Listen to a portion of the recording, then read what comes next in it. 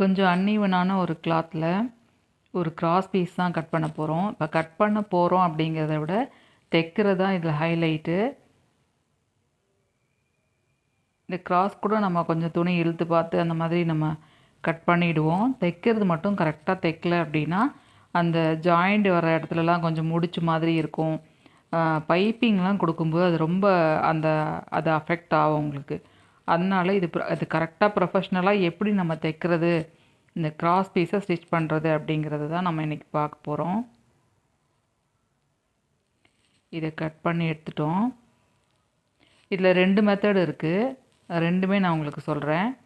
எது உங்களுக்கு ஈஸியாக இருக்கோ அதை நீங்கள் ஃபாலோ பண்ணிக்கோங்க. இப்போ இது ரெண்டையும் இப்படி வச்சு ஜாயின் பண்ணுறது ஒன்று.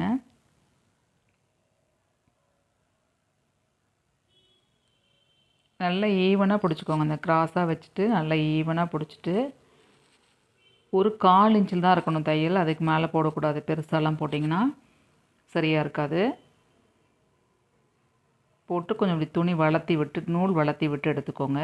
இப்போ பாருங்கள் அந்த கிராஸ் எவ்வளோ நீட்டாக வந்திருக்குன்னு சொல்லிட்டு ஸ்ட்ரெயிட்டாக இருக்குது பாருங்கள் அழகா. இது ஒரு மெத்தடு. இப்போ இதில் வந்து சைடில் கொஞ்சம் அன்ஈவன் வந்தால் கூட நம்ம கட் பண்ணி விட்டுக்கணும். இன்னொரு மெத்தட் சொல்கிறேன் பாருங்கள். அதில் அந்த அன்ஈவனே வராது உங்களுக்கு.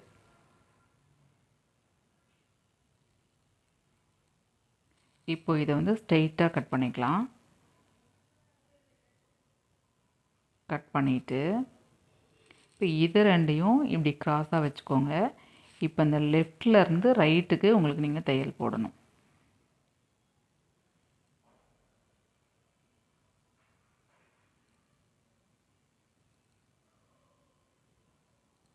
இப்போ இதை திருப்பி விட்டிங்கன்னா ஒரு சின்ன அன்ஈவன் கூட இருக்காது. ஓகேவா? இப்போ கட் பண்ணும்போது பாருங்கள் உங்களுக்கு தெரியும். ஓகேங்களா? அவ்வளோதான். இதை கட் பண்ணிட்டோம் அப்படின்னா இப்போ இதில் எவ்வளோ சின்னதாக நம்ம பைப்பிங் கொடுத்தாலும் த்ரெட் பைப்பிங் கொடுத்தாலுமே அந்த நம்ம ஜாயின் பண்ண இடம் நம்மளுக்கு வந்து ஒரு டிஸ்டர்பன்ஸே இருக்காது. நீட்டாக ஃபினிஷிங் ஆகும்.